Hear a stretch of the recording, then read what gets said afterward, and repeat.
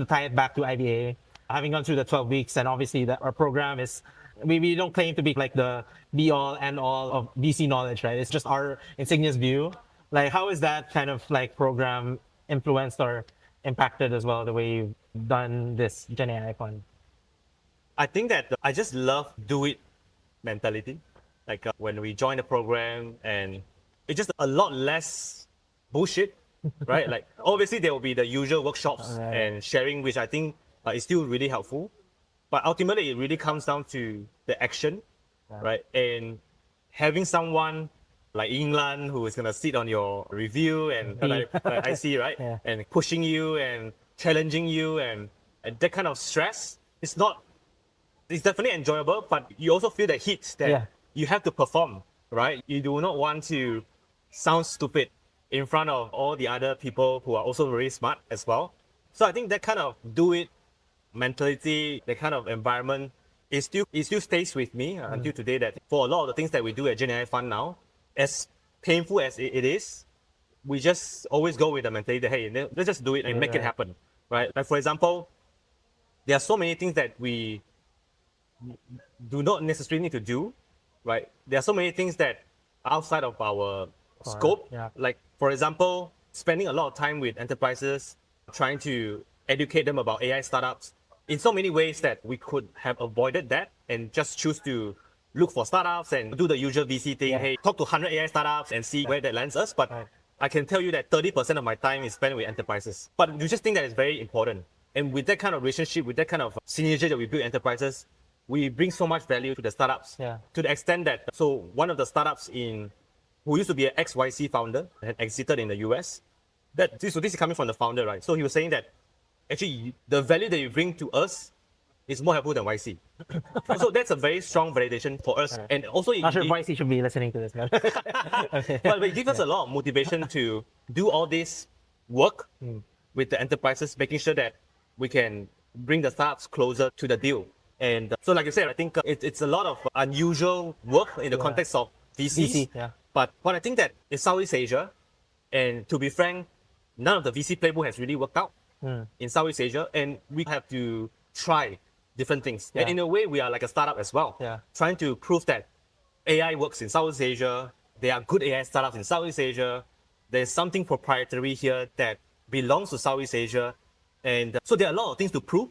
So we are trying to be a bit more unconventional, so that maybe we get a different result, or maybe we fail, but that's fine. We try. At least you tried something new, something different. I was also curious to know, since we've talked a lot about how AI itself has impacted the way you've built this firm, and obviously zooming out, it's impacting the way VCs are thinking about funding. And we read a lot of founder like posts or insights about how they maybe we don't need to raise as much anymore because of AI. We're not that dependent anymore on VC funding, or the milestones are a little bit larger, right, or faster, the cycles. How do you see GenAI impacting the way startups fundraise or think about cost structures and profitability? I think there are three things that are interesting here. A lot of this is based on our observation and learning from the report as well. One is that when we did the survey and when we're keeping track of the AI startups, we also look at what stage they are in and what kind of business stage they are in as well. And almost 40 to 50% of the AI startups are bootstrapped.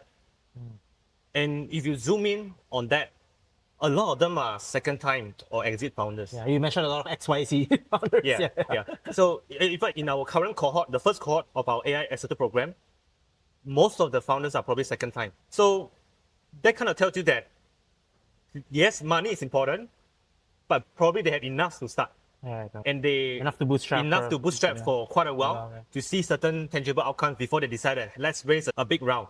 And they're not raising anymore from a position of desperation or... So I think that from that perspective, that's also why we have better conviction in the market that we are seeing better founders that are trying to do something in AI. And then the other two things that I will mention is that these are probably more coming from the challenges of AI startups, especially in Southeast Asia.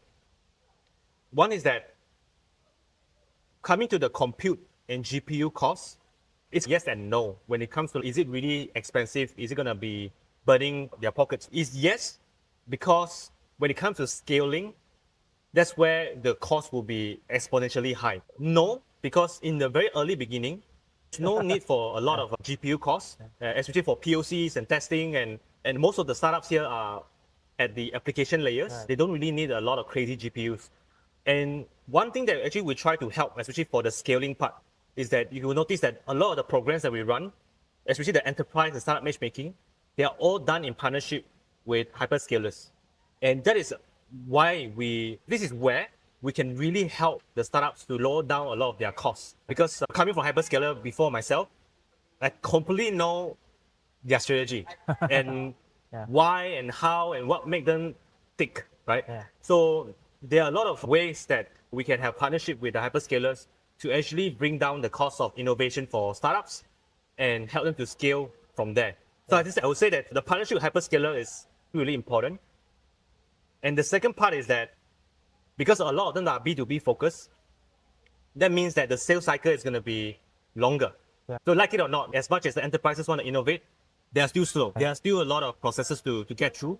And that's where we exist, right? As GenAI Fund, we want to be positioned as a go-to-market partner with these startups so that when they work with the enterprises, maybe it was supposed to be 6 months, but if we can get it down to 2-3 months, I would say that's a win, right? For us to get them to get a foot into the door and at least secure something as a quick win, and then continue building a long-term collaboration with enterprises. And obviously, it may not be us. There might be other distribution channels. They can really reduce a lot of the friction for the startups to go to market, especially in this age right now. I think there are a lot of distribution channels, and some startups are so good at finding it. Yeah. And that's where I think that they can significantly lower down their burn and get to some tangible result very quickly. Yeah, I wanted to wrap up with one more question, and like any advice we're coming to our 10th cohort. I think we're for cohort 3, I think cohort 3 for the academy, and then now we're coming to our 10th cohort.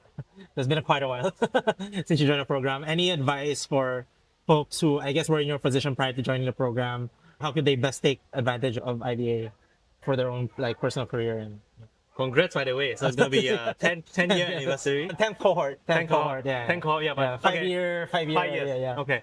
I'll say that investing in startups industry is very different from investing in general. At least for me, I think because startups are meant to build something that is very disruptive, that 5 years from now, or even in the case of AI, 2-3 years from now, you will see something dramatically change because of this particular company that seems so small in the very early beginning. So having said that means building a startup is very tough, and the founders, the team, they hustle so much. They just hustle so much. So what I would to see more is investors who are more empathetic, right? That they truly understand what it takes to build a startup. Maybe most of the investors, they don't come from operator background or startup background. Yeah. But I think that empathy is just so important right now that... How do you build that empathy if you don't have the experience necessarily? How would you? That's a very good question. So I would say that treat yourself as a startup as well. When you think about VCs, when you think about investment firms, maybe if you're not Sequoia or the very large firms, most of the time it's very small. Like probably have 10, 20 people in a firm. It's exactly the size of a startup where there's a lot of room for innovation. There's a lot of room for experimentation. And why limit yourself to doing the same thing again and again where, talk to 100 startups every month and then trying to going to events and network. And I do think that investors, they have the responsibility to be innovative themselves, right? And throughout the process and journey, then they will realize that, oh, actually, this is how it felt. Build something, I try something, run an experiment, you fail, and also this is maybe how it felt like for the startup, right? So investors have to be builders in some way, and especially right now, you can vibe code anything, you can do so much with AI, and there's no excuse for you to not build anything and then claim that you understand startups, but you don't. Right. So inevitably, I guess it's like changing a frame of reference, not just thinking of yourself as an investor, but also somebody who's building and innovating, just like you guys have. So on that note, thank you so much, Kai, for joining us. Just like you, I also want to get out of the heat. So I think thank you so much for wearing the Philippine heat with me.